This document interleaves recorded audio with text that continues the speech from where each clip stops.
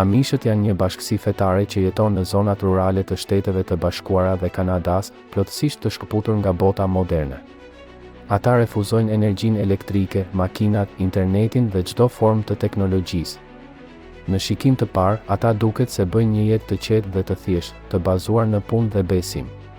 Por pas këtij imazhi të kthjellët, ka rregulla të rrepta që kontrollojnë çdo aspekt të jetës së tyre.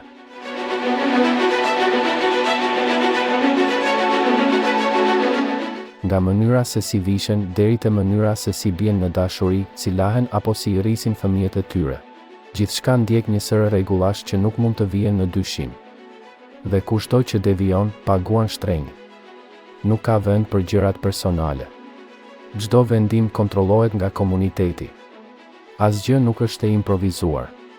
Asgjë nuk harrohet. Dhe pothuajse asgjë nuk falet. Cilat janë ato sekrete që amishët nuk duan që askush t'i zbulojë? Mirë se vini në mundare. Sot do t'ju tregoj. Le të fillojmë.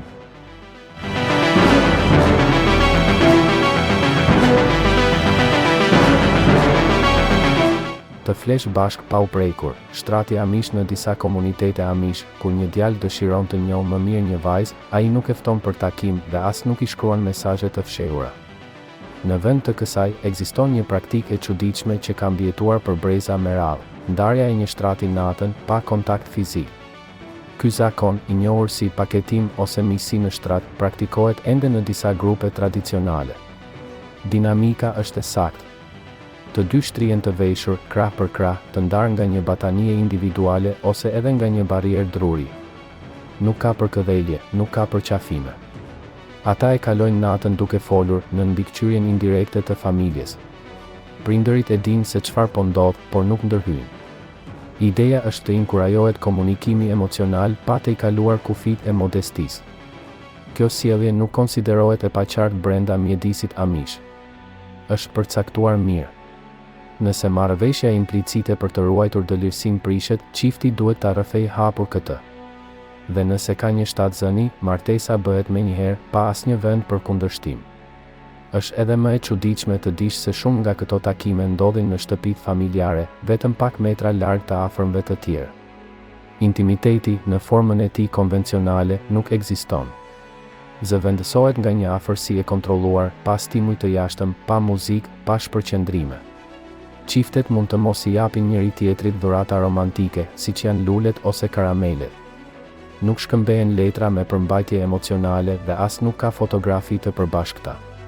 Të biesh në dashuri duhet të lindë vetëm nga bashkëjetesa verbale dhe vëzhgimi i ndërsjellë brenda mjedisit të komunitetit.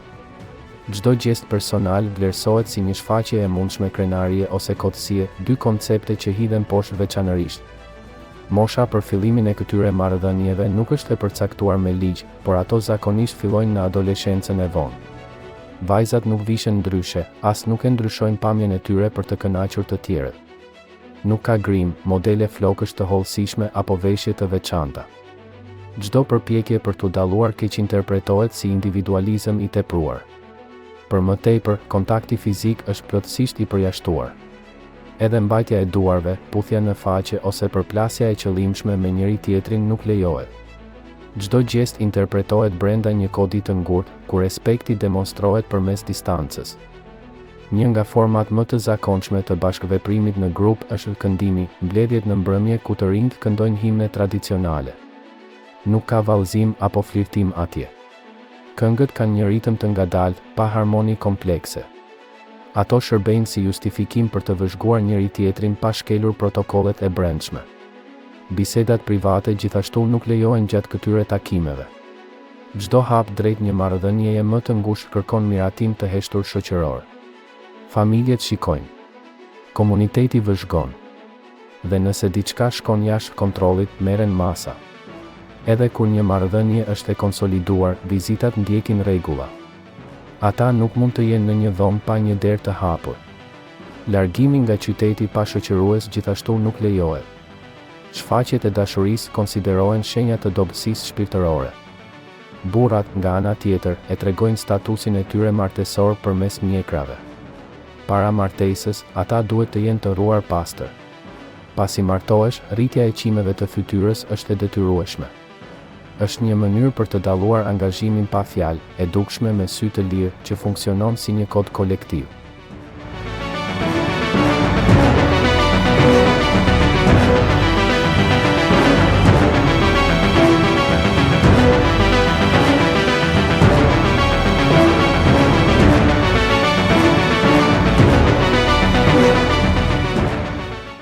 Higjenë ekstreme pa teknologji, trupi i disiplinuar për amishët, higjiena është një zgjatim i botkuptimit të tyre. Ata nuk kërkojnë kënaqësi apo rehati, por rregull, vetëm mjaftueshmëri dhe pastërti funksionale. Larg teknologjisë dhe produkteve industriale, çdo praktikë e përditshme që lidhet me trupin përputhet me një traditë që privilegjon kujdesin e rrept për veten. Larja nuk bëhet në dush automatik ose drita të ngrohta. Uji ngrohet në soba druri ose në rezervuar gazi dhe transportohet në kova në një vask metalike. Nuk ka fluska ose avion presioni. Vetëm zhytje e qetë, në heshtje, pa shpërqendrime. Gjatë dimrit, shtëpitë e pa ngrohura lejojnë përdorimin e tualeteve në hapësira të improvizuara, të mbyllura, por të ftohta. Megjithatë, rituali mbahet pa përjashtime. Flokët lahen her pas here. Infuzionet e uthullës dhe bimëve lokale kanë përparësi. Nuk ka shampo, as peshqir elektrik. Tharja bëhet në ajër dhe kreja bëhet me furça druri. Askush nuk kërkon vëllim, shkëlqim apo stil, vetëm pastërti. Ruajtja ka edhe një vlerë simbolike. Burrat beqar duhet ta mbajnë fytyrën të pastër, ndërsa një mjekër e plot është simbol i martesës. Mustaqet janë të ndaluara, pasi ato evokojnë tradita ushtarake të huaja për ideologjinë e tyre. Në vend të sapunëve industrial, përdoren shkopin të punuar me dorë të bërë nga dhjami i kafshëve, hiri ose vajrat bimor. Ata nuk kanë aromë ose shkum të bollshme. Ato aplikohen me lecka pambuku ose direkt me duar. Në disa raste, përgatitet një përzierje e veçantë për të pastruar duart, këmbët ose enët me funksione specifike. Kujdesi oral reduktohet në gjërat thelbësore. Pastat e dhëmbëve zëvendësohen me sodë buke ose krip, ndonjëherë të përziera me gjethe të thata. Furçat kanë doreza druri dhe fije të vetme. Dhëmbët e bardhë dhe frymëmarrja e freskët nuk janë ato që kërkojmë. Shëndeti është i mjaftueshëm. Askush nuk bën pastrime të jashtme të dhëmbëve. Për të luftuar djersën, deodorantët nuk përdoren. Disa përdorin uthull ose sodë buke, por strategjia më e zakonshme është të ndërroni rrobat shpesh, të shmangni vaktet e rënda dhe të mbani lëkurën të ajrosur. Ideja e fshehjes së aromës së trupit me kimikate nuk përputhet me filozofinë e tyre. Tualeti është shpesh një latrin ose një tualet i thatë. Në shtëpitë me përmirësime mund të ketë një sistem të thjeshtë, pa lidhje me kanalizimin. Letra higjienike bashkëjeton me lecka të lahet. Në disa raste, uji përdoret direkt. Nuk ka freskues ajri ose sipërfaqe me shkëlqim. Gjithçka është funksionale dhe e rregull. Higjiena mësohet gjithashtu si një disiplinë kolektive. Fëmijët nuk luajnë me shkum ose me notues. Ata lahen me radhë, duke e ndarë ujin për sa kohë që ai mbetet i pastër. Nuk ka lodra apo dekorime. Vetëm kova, lecka dhe mbikëqyrje nga të rritur. Kujdesi për veten nuk është kënaqësi, është detyrë. Kur dikush sëmuret, trajtimi fillon me bimë medicinale, infuzione, lecka të lagura dhe izolim. Trupi shihet si një strukturë vetërregulluese.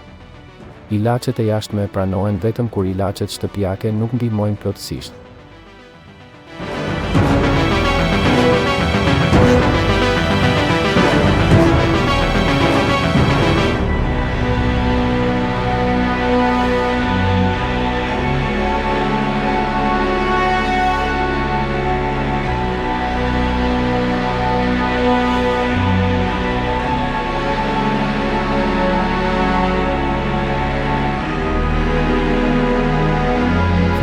Pa fëmijëri, si rriten fëmijët amish në botën amish, fëmijëria nuk është sinonim i lojës apo lirisë. Që në moshë shumë të vogël, fëmijët shihen si një pjesë funksionale e komunitetit.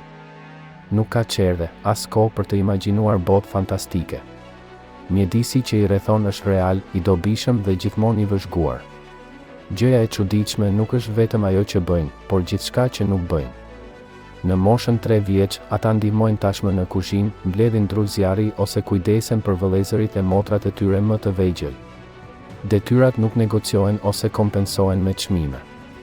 Bindja mësohet me anë të imitimit. Nuk ka shpjegime të hollësishme, as leje për të mos ju bindur. Udhëzimet ndiqen pa asnjë justifikim. Nuk ka televizor, nuk ka tableta, nuk ka histori me funde të lumtura. Librat që ata mund të lexojnë zgjidhen nga komuniteti. Ato nuk përfshin personazhe magjik, histori aventureske apo konflikte emocionale. Ato janë tekste rreth besimit, punës dhe moralit. Në moshën 5 vjeçare, shumë prej tyre kanë mësuar përmendësh psalme të tëra dhe mund të recitojnë tekste fetare pa vështirësi. Klasat, kur ekzistojnë, ndodhen në shtëpitë e njerëzve ose në shkolla të vogla komunitare. Çdo mësues i përket komunitetit dhe nuk ka arsim universitar. Arsimi shkon vetëm deri në klasën e 8. Përtej kësaj, konsiderohet e panevojshme. Të studiuarit shumë mund të çojë në krenari ose në dëshirën për të braktisur jetën amish. Tavolinat janë prej druri, të punuara me dorë. Nuk ka kompjuter, projektor apo tabela të bardha elektronike. Çdo nxënës shkruan me laps, në fletore pa shenja dalluese. Temat sillen rreth matematikës bazë, leximit funksional dhe parimeve fetare. Përmbajtja nuk përfshin historinë botërore ose shkencën moderne. Nuk flitet për botën e jashtme. Gjatë pushimit nuk ka lëkundje metalike ose rrëshitse shumë ngjyrëshe. Luhet me litar, shkopin ose topa të qepur me dorë. Gjithçka është e ndarë. Nuk ka lodra personale me vlerë emocionale. Ato që prishen nuk zëvendësohen. Loja është për lëvizje, jo për shprehje. Që në moshë të vogël, ata mësojnë të përshëndesin me sytë ulur dhe duart plot. Ata nuk lejohen të vrapojnë brenda shtëpisë, të bërtasin ose të flasin nëse një i rritur po u paraqet diçka. Bisedat janë të ngadalta, pa ndërprerje. Heshtja është pjesë e edukimit. Nuk ka ditëlindje me tort, qirinj apo dhurata. Kjo festë konsiderohet e panevojshme. Dashuria tregohet me pranim, jo me objektet. Ndonjëherë piqet një bukë e veçantë ose thuhet një lutje shtesë, por nuk ka mbështjellës apo surpriza. Ideja e festimit të një personi të vetëm nuk përputhet me të menduarit kolektiv. Nëse një fëmijë kryen një kundërvajtje, ndëshkimi nuk është fizik në shumicën e rasteve, por i menjëhershëm. Mund të përfshijë detyra shtesë, izolim të përkohshëm ose mosmiratim të qartë nga grupi. Të qarit e tepërt nuk tolerohet. Shfaqja e humbjes së kontrollit emocional konsiderohet mungesë karakteri. Arritjet individuale nuk shpërblehen. Nëse një fëmijë lexon më mirë se një tjetër, askush nuk e vën në dukje këtë. Nëse mëson të shkruash i pari, mbetesh diskret. Theksi është të mosbindja në sy. Të jesh modest vlen më shumë se sa të jesh i aftë. Konkurenca shihet si një burim përçarjeje. Vajzat që nga mosha 6 ose 7 vjeç tashmë vëzhgojnë dhe ndihmojnë me punët e shtëpisë. Ata mësojnë të qepin, të lajnë dhe të gatuajnë për krah nënave të tyre. Loja simbolike është e pranishme, por gjithmonë e lidhur me role të vërteta, kukulla pa fytyrë, fura në miniatur ose shporta rrobash. Trillimi kufizohet në atë që kopjon jetën e përditshme. Fëmijët, nga ana tjetër, fillojnë të shoqërojnë prindërit e tyre në punën në terren. Ata mbledhin vezë, ushqejnë kafshët dhe njihen me mjetet. Nuk ka rrezik nëse ka disiplinë. Në moshën 9 vjeç, shumë prej tyre tashmë dinë si të ngasin një karrocë ose të mbjellin të korra pa ndihmë. Festimet fetare përfshin edhe të miturit. Ata duhet të qëndrojnë ulur gjatë shërbesave të gjata, pa shpërqendrime, pa u ankuar. Ata mësojnë të dëgjojnë, të heshtin dhe të përgjigjen kur u kërkohet. Këngët mësohen përmendësh që në moshë shumë të vogël, pa partitura apo trajnim muzikor. Intonacioni mësohet me anë të përsëritjes. Një nga aspektet më të çuditshme është mënyra se si mësohet turpi. Atyre nuk u flitet hapur për seksualitetin, por qëndrimi, shikimi dhe mënyra e veshjes së tyre janë të rregulluara. Që në moshë shumë të vogël, fëmijët e dinë kur po thyen një kod modestie dhe e shmangin atë pa u bërtitur.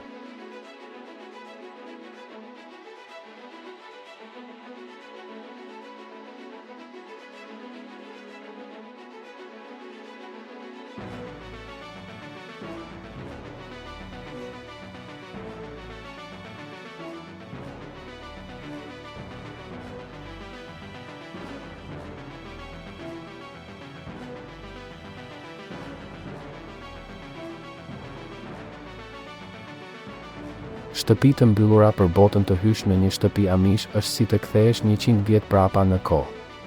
Asgjë nuk lëviz me energji elektrike, asgjë nuk bën shumë artificiale dhe çdo objekt përmbush një funksion të saktë. Nuk ka dekorime ose makina të tepërta që automatizojnë detyrat. Gjëja e parë që ndjen është heshtja dhe e dyta, mungesa totale e teknologjisë moderne.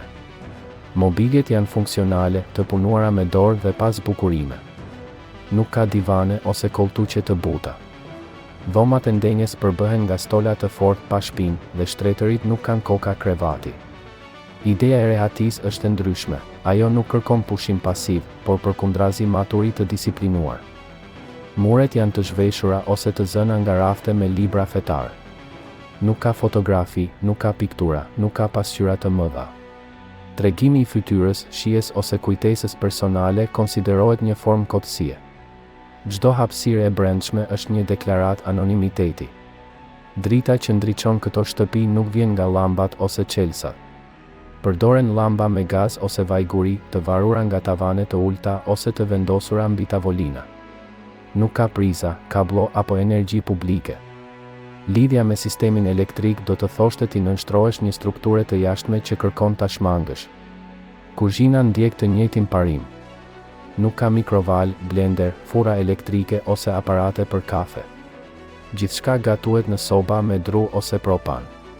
Mjetet janë manuale, përbërësit janë të freskët dhe koha e përgatitjes është pjesë e ritualit. Frigorifer, nëse është i pranishëm, punon me gaz ose zëvendësohet nga një njësi magazinimi nëntoksore. Në dhomat e gjumit, shtrëngimi është absolut. Një shtrat, një karrige, një raft rrobash. Asgjë tjetër. Nuk ka perde me modele ose llamba afër shtratit. Dhomat e fëmijëve dhe të rriturve janë identike. Personalizimi dhe grumbullimi nuk lejohen. Privatësia nuk është një e drejtë, por një lëshim i kufizuar. Banjo gjithashtu i shpëton rehatisë moderne. Nuk ka ujë të nxehtë automatik ose pllaka me shkëlqim. Përdoren vaska metalike, kova dhe sapun të bërë në shtëpi. Tualeti mund të jetë i thatë ose i lidhur me një sistem minimal, pa dezinfektant me aromë ose freskues ajri. Gjithçka është bazike, natyrale dhe funksionale. Shtëpit nuk kanë zile dere. Nëse dikush dëshiron të hyjë, trokasin butësisht ose presin jashtë. Dritaret mbeten të hapura gjatë ditës, pa xhama të errët ose perde të trasha. Drita e diellit rregullon ritmin. Kur bie nata, aktivitetet mbarojnë. Nuk ka ekrane, nuk ka biseda në pritje, nuk ka argëtim artificial. E megjithatë, jo çdo teknologji është ndaluar. Disa mjete moderne lejohen nëse përshtaten. Gjeneratorët e benzinës përdoren për makineri të caktuara bujqësore. Në zdrugtari, sharrat hidraulike po zëvendësojnë ato elektrike. Kriteret janë të qarta, asgjë e lidhur me rrjetin, asgjë që inkurajon përtatësinë ose varësinë. Në disa rrethe, frigoriferët me gaz pranohen. Në raste të tjera, preferohen zgjidhjet tradicionale. Vendimet nuk janë universale, por udhëhiqen nga ordnung, kodi gojor që rregullon çdo komunitet pa pasur nevojë ta shkruajnë atë. Telefonat ndodhen vetëm në kabinat e jashtme dhe përdoren për raste urgjente. Ato nuk vendosen kurrë brenda shtëpisë. Gjithashtu nuk ka radio, televizor apo pajisje për të luajtur muzikë. Tingulli i regjistruar konsiderohet shpërqendrues, nxitës i egos ose promovues i ideve të tjerëve. I vetmi këndim i lejuar është ai në grup, pa instrumente. Nuk ka internet. Nuk ka kompjuter. Asnjë email, rrjete sociale ose shfletues. I gjithë informacioni vjen nga anëtar të tjerë ose libra të miratuar. Nëse duhet të dish diçka, pyet. Nëse nuk gjendet, pritet. Nxitimi për të ditur është gjithashtu një formë e ankthit të jashtëm. Teknologjia e pranuar në bizneset amish nuk mund të përdoret nga anëtarët e pagëzuar. Nëse një furrë buke ka nevojë për një kompjuter, atë e përdor një punonjës i jashtëm. Amishët vëzhgojnë, menaxhojnë, por nuk prekin. Vija ndarëse midis funksionit dhe korrupsionit matet me anë të kontaktit të drejtë për drejtë.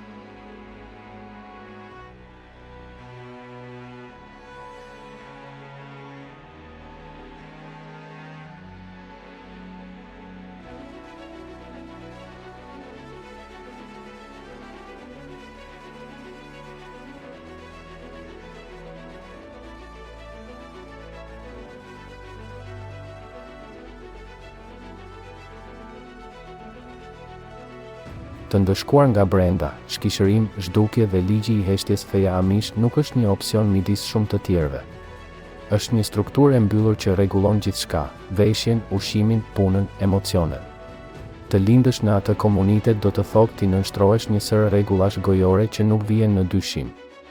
Dhe kushto që guxon të mos bindet nuk korrigjohet me ndëshkime të zakonshme. Është fshirë.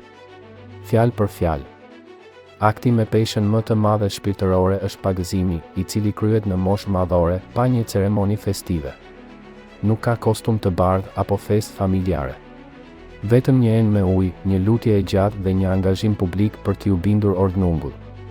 Që nga ai moment, individi pranon që liria e tij ose e saj individuale i nënshtrohet një rendi më të lartë. Vënia në dyshim e një rregulli, kundërshtimi i peshkopit ose sfidimi i një zakoni mund të ketë pasoja të heshtura, por përfundimtare.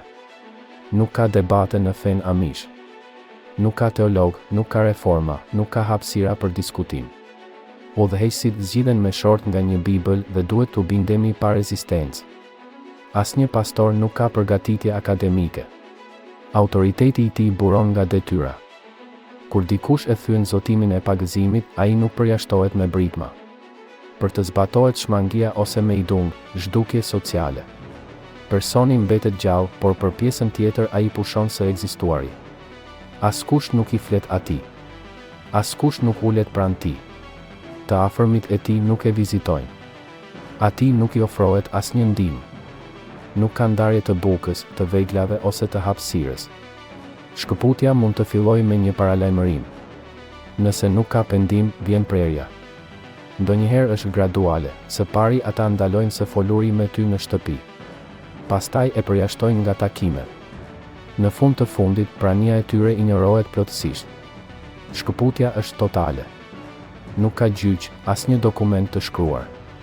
Vetëm një vendim kolektiv i ndërmarrë pa shprehje urrejtjeje. Gjëja më shqetësuese është se as lidhjet më të ngushta nuk kursehen. Prindërit, fëmijët dhe burrat i binden urdhrit. Nëse shfaqet fëmia i pabindur, nëna e tij e ul shikimin.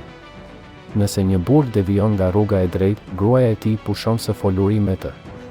Besnikëria ndaj komunitetit është mbi çdo dashuri personale. Është një formë e besnikërisë absolute. Nuk ka lam të mira, as letra shpjegimesh. Veshjet e personit të përjashtuar nuk ruhen dhe as emri i tij nuk përmendet. Në rastet më të rënda, edhe pas vdekjes, dënimi vazhdon. Atij i mohohet ceremonia, kryqi apo njoja. Kujtesa fshihet bashkë me trupin. Ndërmjetësimi për të përjashtuarit gjithashtu nuk lejohet. Nëse një antar i familjes përpiqet t'ju vizitoj ose t'ju ndihmoj, edhe ai rrezikon të ndëshkohet. Çdo akt empatie interpretohet si pabesi. Heshtja është e detyrueshme dhe e zgjatur. Këto dënime nuk zbatohen vetëm për ata që kryejnë krime të rënda. Mund të jetë e mjaftueshme të përdorësh një telefon pa leje, të humbasësh kishën ose të vësh në dyshim rolin e peshkopit. Me idungu nuk dallon madhësi. Kërkon vetëm bindje. Nëse nuk ka nënshtrim, ka zhdukje. Frika nga kjo formë ndëshkimi është më efektive se çdo kërcënim fetar. Shumë të rinj e dinë se feri mund të jetë më pak i tmerrshëm se sa të jetosh i injoruar nga ata që i duan. Është një humbje totale, e lidhjes, e historisë, e përkatësisë. E megjithatë, kthimi është i mundur. Por rruga është e gjatë. Kërkohet pendim publik, pranim i fajit dhe durim. Jo të gjithë pranohen përsëri. Disa arrin t'i bëjnë njerëzit të flasin përsëri me ta. Të tjerët tolerohen në distancë, pa u integruar plotësisht. Çdo rast vlerësohet, por kur nuk harrohet. Brenda kësaj logjike, feja nuk është një besim privat. Është një gjendje shoqërore. Nuk mjafton të besosh. Ne duhet të zbatojmë. Dhe ata që nuk i binden kësaj nuk meritojnë të jenë të pranishëm. Komuniteti mbron veten duke dëbuar pa dhunë, por me ftohtësi kirurgjikale. Asgjë nga këto nuk është në diskutim. Nuk ka tekste që e rregullojnë atë. Gjithçka mësohet me anë të vëzhgimit. Rregullat nuk mësohen, ato përvetësohen. Dhe dënimet nuk shpallen, ato zbatohen. Sikur të gjithë e dinin çmimin e saktë të devijimit dhe heshtja ishte pjesë e kontratës që nga lindja. Për botën e jashtme, kjo praktikë është e pakuptueshme. Por për amishët është çmimi i pastërtisë. Një çmim që nuk paguhet me pendes, por me zhdukje. Komuniteti vazhdon përpara i paprekur, sikur të mos kishte ndodhur asgjë. Dhe emri i harruar bëhet një paralajmërim për ata që mbeten.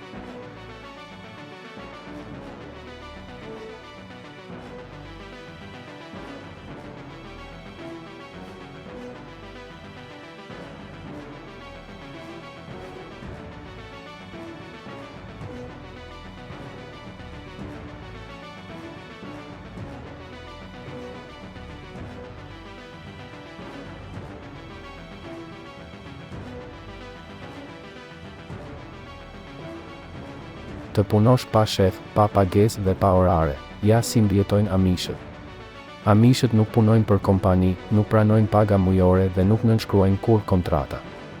Ekonomia e saj, krejtësisht paralele me sistemin modern, funksionon bazuar në punën manuale, shkëmbimin e mallrave dhe një rrjet të padukshëm bashkëpunimi të brendshëm. Në shikim të parë, duket si një hap prapa, por pas tij fshihen rregulla të sakta që përcaktojnë se çfarë mund të bësh për të fituar jetesën dhe cilat aktivitete janë plotësisht të ndaluara. Për ta, puna nuk është një formë suksesi personal, por një përgjegjësi kolektive. Ti nuk punon për të ngjitur lart ose për të përparuar. Ne punojmë për të mbështetur familjet tona dhe për të kontribuar në komunitet. Nocioni i ambicies ekonomike nuk ekziston. Askush nuk mburret me atë që fiton. Askush nuk konkuron për të pasur më shumë. Profesionet e lejuara janë praktike, fizike dhe të dukshme. Bujqësi, zdrugtari, pjekje në furr, bletari, qepje, prodhim mobiljesh, shitje ushimesh të bëra në shtëpi ose kopshtari. Çdo gjë që përfshin transformimin e drejtpërdrejtë të lëndëve të para pranohet. Aftësitë trashëgohen, nuk studiohen në qendra teknike ose nuk certifikohen. Burrat zakonisht punojnë në ferma, duke ndërtuar shtëpi, duke rritur bagëti ose duke bërë vegla pune. Gratë, nga ana tjetër, janë përkushtuar gatimit, kujdesit për fëmijët, ruajtjes së ushqimit dhe prodhimit të veshjeve. Nuk konsiderohet pabarazi, ato janë funksione plotësuese, të mësuara që nga fëmijëria. Nuk ka orare të caktuara ose orë që ndjekin ditën. Fillon në agim dhe ndalet në muzë. Pushimet shënohen nga trupi, moti ose nevojat e ditës. Nuk ka festa. Nëse dikush nuk mund të punojë, dikush tjetër e zë vendin e tij përkohësisht. Nuk ka pushime nga puna apo kontrata. Vetëm angazhime komunitare. Paraja qarkullon, por në sasi të vogla dhe me rregulla të qarta. Nuk mbahet në banka, as nuk investohet në aksione. Disa familje kanë llogari të thjeshta për të paguar taksat ose për të blerë makineri bujqësore, por ato nuk i besojnë sistemit financiar. Marrja e kredive nuk shihet me sy të mirë. Borxhi përfaqëson një formë varësie. Blerja me kredi është ndaluar. Nëse diçka nuk mund të paguhet me para në dorë, ajo nuk blihet. Çdo transakcion është i planifikuar. Nuk ka blerje impulsive, as shpenzime personale të panevojshme. Parat përdoren për gjërat thelbësore, vegla, fara, kafsh, materiale ndërtimi ose ilaçe. Asgjë tjetër.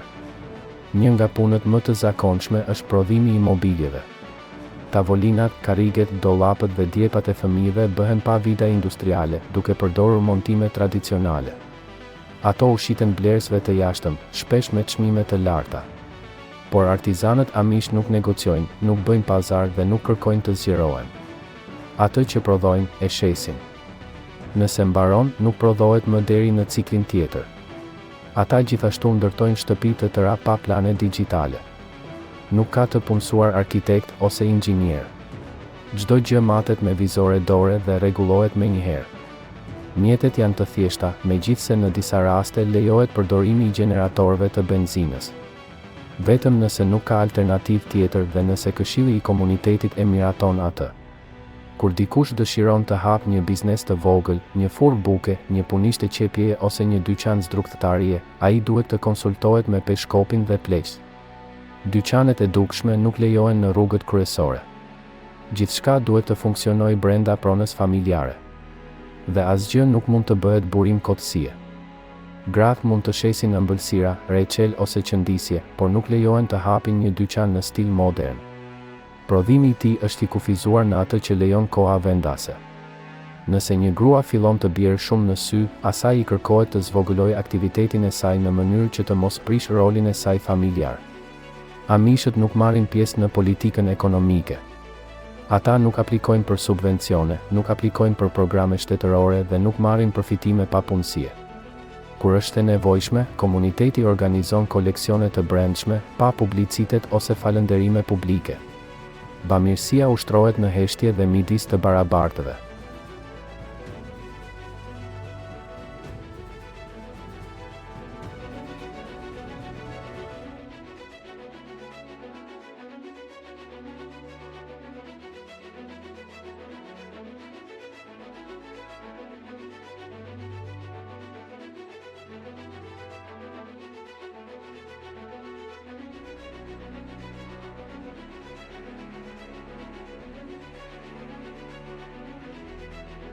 Rumspringa, liri totale para pikës pakthim midis moshës 16 dhe 20 vjeç, të rinjt amish kalojnë nëpër një fazë që i huton çdo vëzhgues të jashtëm. Pas një fëmijërie ku ju bindën rregullave të rrepta, duke veshur të njëjtat rroba çdo ditë, pa energji elektrike, teknologji, muzikë moderne apo kontakt fizik, atyre u jepet diçka e paimagjinueshme, liri pothuajse totale. Kjo fazë quhet rumspringa dhe ekzistenca e saj duket se bie ndesh me gjithçka që ata mbrojnë. Gjatë kësaj kohe, të rinjt mund të vishen me rroba moderne, të dalin nga shtëpia pa mbikëqyrje, të konsumojnë alkool, të dëgjojnë muzikë, të ngasin makina dhe madje të eksperimentojnë me marrëdhënie seksuale. Disa komunitete janë më kufizuese, por shumë prej tyre lejojnë një eksplorim çuditërisht të gjerë. Logjika që qëndron pas këtij lëshimi është e qartë për ta: askush nuk duhet t'i përmbahet besimit pa e njohur botën e jashtme. Nuk bëhet fjalë për teprime të pakontrolluara, por përkundrazi për një lloj prove kulturore. Prindërit e dinë çfarë po ndodh. Komuniteti e lejon. Të gjithë presin në heshtje, duke vëzhguar pa ndërhyrë. Askush nuk flet hapur për këtë temë. Nuk ka shenja ose rregulla të shkruara. Por ekziston një mirëkuptim kolektiv, ose tani ose kurrë. Disa të rinj e kufizojnë veten në ndryshime të vogla, duke dëgjuar muzikë me kufje, duke ngrënë ushqim të shpejt, duke dalë me miq pa leje. Të tjerët shkojnë më tej. Ata shpërngulen në qytetet aty pranë, punojnë në supermarkete ose fabrika, provojnë drogë ose përfshihen në marrëdhënie romantike jashtë komunitetit. E gjithë kjo ndodh me dijeninë e familjeve të tyre, të cilat e tolerojnë pa e festuar. Gjëja më e habitshme është se, gjatë rumspringas, të rinjt nuk janë pagëzuar ende. Dhe ky është çelësi.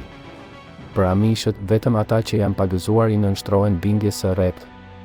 Derisa të jenë angazhuar zyrtarisht, ata konsiderohen jashtë paktit. Prandaj, ata mund të eksplorojnë. Por sapo të marrin vendimin, nuk ka më kthim pas. Çdo komunitet e trajton këtë fazë ndryshe. Disa promovojnë aktivitete në grup për t'i mbajtur të rinjt afër, shëtitje, këngë dhe takime për beqar. Të tjerë lejojnë më shumë distancë, duke shpresuar se përvoja e botës angleze, siç e quajnë ata shoqërinë e jashtme, do të jetë e mjaftueshme për t'i bindur ata të kthehen. Nuk ka një afat kohor të caktuar. Njëri mund të jetë në rumspringa për disa muaj ose disa vite. Presioni për t'u pagëzuar vjen gradualisht. Mos e detyro. Por pavendosmëria nuk lejohet të zgjas përgjithmonë. Kur të vijë koha, secili person duhet të zgjedhë, t'i përkushtohet kishës amish ose të largohet përgjithmonë. Ata që vendosin të kthehen pagëzohen para komunitetit, heqin dorë nga çdo gjë e jashtme dhe i nënshtrohen vullnetarisht rregullave. Që nga ajo ditë e tutje, çdo shkelje do të ndëshkohet me pasojat më të ashpra, përfshirë përjashtimin. Ajo që dikur tolerohej, tani ndëshkohet. Marzhi i gabimit zhduket. Ata që nuk kthehen përballen me një realitet tjetër. Nëse nuk janë pagëzuar kurrë, nuk do të përsekutohen ose përjashtohen nga kisha. Ata mund të mbajnë kontakt të kufizuar me familjet e tyre. Por ata gjithashtu humbasin vendin e tyre në komunitet. Ata nuk do të trashëgojnë tokë, nuk do të marrin pjesë në festime dhe nuk do të jenë në gjendje të kthehen si të barabartë. Shumë prej atyre që largohen përballen me dilema të thella. Jashtë sistemit amish, ata duhet të përshtaten me një shoqëri që nuk e njohin. Ata nuk kanë certifikata të plota shkollore, nuk i kanë menaxhuar paratë e tyre, nuk dinë të marrin me qira një apartament, të plotësojnë formular ose të përdorin një llogari bankare. Liria vjen me një kurb brutale të mësuarit. Të tjerë, megjithse integrohen mirë, jetojnë me faj. Vendimet e marra gjatë rumspringës, veçanërisht nëse ato përfshin marrëdhënie, fëmijë ose varësi, ja mbyllin derën çdo mundësi e kthimi. Komuniteti nuk e ndalon eksplorimin, por nuk harron kurrë se çfarë është bërë jashtë. Ka nga ata që përpiqen të kthehen pa u pagëzuar, duke jetuar në margjinat e komunitetit. Ato nuk refuzohen, por as nuk përfshihen. Ata nuk lejohen të marrin pjesë në ceremoni fetare, të formojnë çifte brenda grupit ose të mbajnë pozicione përgjegjësie. Vendi i tyre mbetet në një zonë gri, ku heshtja peshon më shumë se fjalët.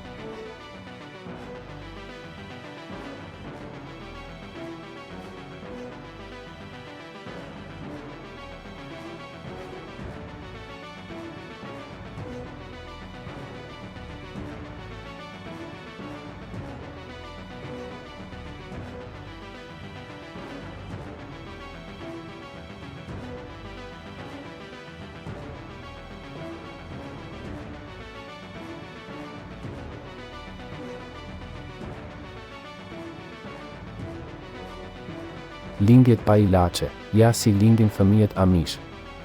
Në botën Amish, lindja e një fëmije nuk është një ngjarje publike ose mikpritëse. Është një ngjarje e heshtur dhe intime, e kontrolluar nga norma të lashta dhe e ekzekutuar me një saktësi që nuk varet nga teknologjia, por nga zakonet. Asnjë kamera nuk e regjistron. Asnjë mjek nuk e udhëzon atë. Jeta fillon në çatinë e shtëpisë familjare, me duar të stërvitura në fshehtësi dhe pa ndërhyrjen e shtetit. Kështu i sjellin Amishët fëmijët e tyre në botë.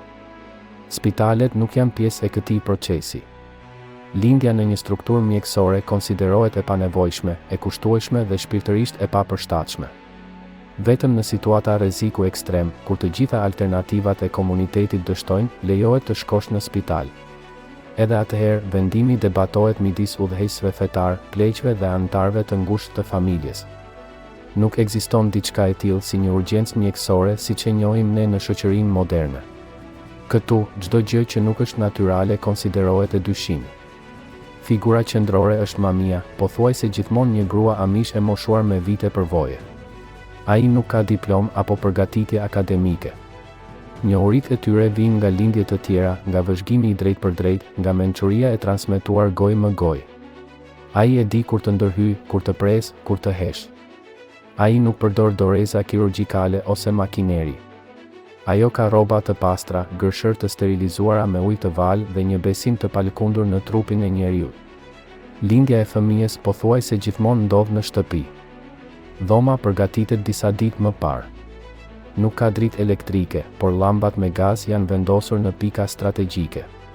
Nuk ka barel, por një shtrat të përforcuar, me çarçaf të thjeshtë dhe mbulesa të trasha prej pëlhure. Nuk ka monitor kardiak ose ndihmë mjekësore të jashtme. Vetëm për gratë. Vetëm për shpërit. Vetëm mbikëqyrje kolektive jo ndërhyrëse. Burrat nuk marrin pjesë në lindjen e fëmijëve. Burri qëndron në një dhomë tjetër ose jashtë shtëpisë. Roli i tyre është ai i mbështetjes së jashtme, kujdesi për fëmijët e tjerë, përgatitja e ushqimit, ruajtja e rendit në shtëpi. Ai nuk konsultohet, nuk lejohet të hyjë. Lindja është një sferë ekskluzivisht femërore, e mbrojtur nga shtresa respekti, izolimi dhe bindjeja ndaj normave të grupit. Dhimbja nuk mund të shmanget. Nuk ka anestezi, qetësues dhimbjesh ose epidural. Gratë Amishe e pranojnë dhimbjen si pjesë të detyrës së tyre amërore. Ata e stërvitin veten mendërisht të mos bërtasin, të mos qajnë, të mos tregojnë dobësi. Gratë e tjera të pranishme, në vend që të flasin, luten. Ata e dinë se ndërprerja me fjalë të panevojshme mund të prish rrjedhën e procesit. Disiplina emocionale është totale. Pas lindjes nuk ka periudha të gjata rikuperimi ose leje të posaçme. Nëna e re e pushon për disa orë, lahet në ujë të ngrohtë të ngrohur me dru dhe brenda pak ditësh kthehet në detyrat e saj të zakonshme, kujdesin për fëmijët e tjerë, gatimin dhe larjen. Nuk ka vizita nga të afërm të largët apo festime. Ardhja në jetë e një foshnje nuk është një spektakël, është një hap tjetër në rendin e komunitetit. I porsalinduri gjithashtu nuk merr kujdes modern. Nuk i vihet byzylyk identifikimi, nuk vaksinohet në vend dhe as nuk i bëhet fotografi. Ai mbështillet me batanie pambuku të bëra në shtëpi dhe u prezantohet vëllezërve dhe motrave me zë të ulët. Të qarit pritet me qetësi. Shëndeti vlerësohet nga syri, ngjyra e lëkurës, forca e të qarit, reflekset themelore. Nëse ka ndërlikime, ato priten. Nëse përkeqësohen, konsultohet një herbalist ose, si mjet i fundit, lejohet ndërhyrja e jashtme. Por ky vendim nuk është automatik. Është e debatueshme. Regjistrimi i lindjes nuk bëhet menjëherë. Disa komunitete presin ditë ose javë para se të njoftojnë autoritetet. Në raste ekstreme, fëmia mund të mos regjistrohet zyrtarisht për muaj të tërë. Identiteti ligjor nuk është përparësi. I përket komunitetit, po. Shtatzënit e shumë fishta konsiderohen një sfidë e veçantë. Mamit kanë metoda për t'i dalluar ato, por ato nuk janë gjithmonë të sakta. Kur lindin binjak, komuniteti reagon me admirim dhe respekt.